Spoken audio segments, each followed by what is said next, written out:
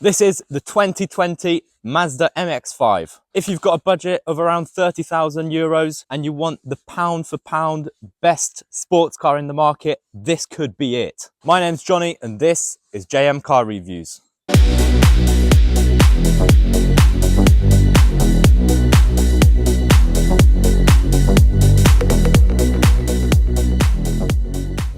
Round the front, you've got a very, very aggressive look, which I really, really like. And if you come round to this side, you've got these lovely black BBS alloy rims, 17-inch, which look absolutely amazing with this kind of metallic grey paint job, along with the black mirrors, which also gives it a really, really nice contrast. And the rear wheels, obviously, the same as the front. The whole kind of side of the car is very sporty looking. It looks absolutely amazing. It's got the classic MX-5 kind of look to it, and it is brilliant. If you come around the back, you've got a very wide body with like big wheel arches, which is quite nice. You've got quad tail exhaust pipes, and you've got this very small boot, which you can open with the key here, pressing it on the side. Open the boot, and it is tiny. You can't really fit anything in there, especially not big bags, maybe a suitcase. You can fit maybe a duffel bag, a backpack, a few backpacks, but that's about it. This car isn't about being practical, it's about being fun to drive. Opening it here at the front, you'll find a strut bar here, stick it in there. Oh, flipping heck, it's cold. Lovely. If you have a look at the engine, you've got a straight four-cylinder engine producing 181 horsepower, totally naturally aspirated, which sounds like this.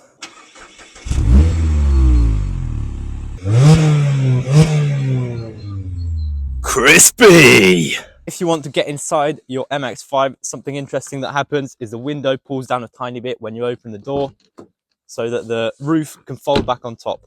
Inside the cabin here, you've got this lovely dark red interior, which gives it a really rich look. You've got these lovely bucket seats, which are heated, brilliant in the winter months. You've got speakers here so that you can hear the music properly. 6-speed manual gearbox. This is where you can adjust the heated seats, and that leads me on perfectly to the roof.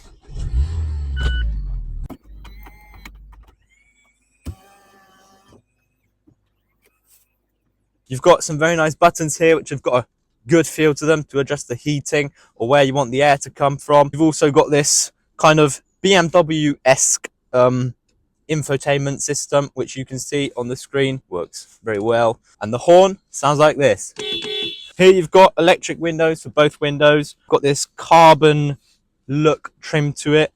You've got compartments here, quite small, not really good for anything.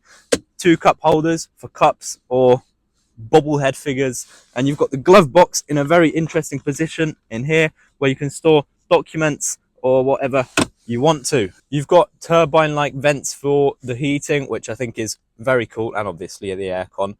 I think it looks absolutely brilliant. They're adjustable in all directions. Here on the speedo, in the middle, you've got the rev counter, and on the right-hand side, you've got the speedo, well, the speed.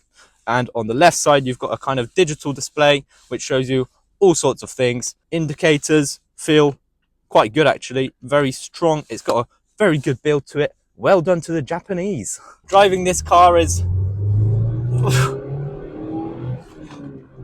absolutely brilliant. It is so quick. It's so nimble. The best car I have ever driven. I have not driven many cars, but it is making me smile big time. The steering is really good. It's like a Firefly. It will just do what you want it to do. The through roundabouts, it is amazing. You can flick it in, flick it out. It sounds amazing.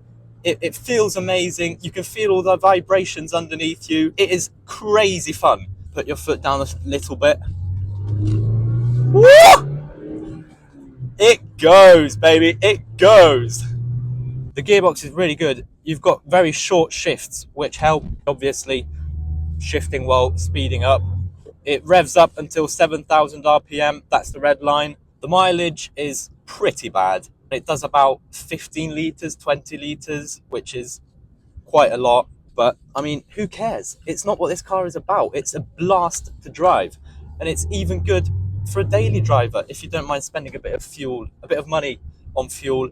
But I think the ultimate usage of this car is for a weekend driver, so that when you're bored of your big SUV, you can hop in to something this small, this light, and you can just enjoy it to the fullest.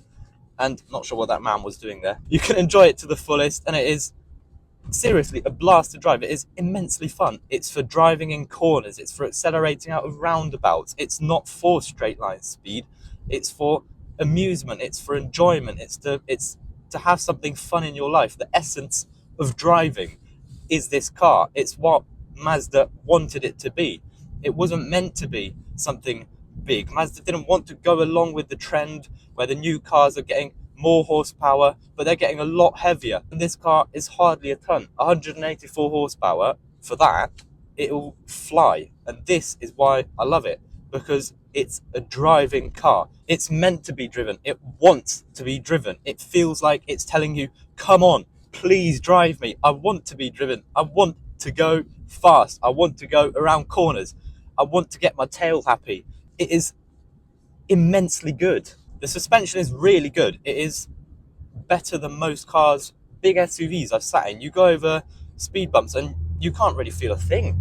It's really good. The chassis also is really firm, so it just does what you expect it to do, which is really good, I think, and really, really, really important in a car like this. Here we are, 0 to 100. This car is rear-wheel drive. It might have some wheel spin. Mazda claim it's around 6 or 7 seconds. Let's have a look. 3, 2, 1, go.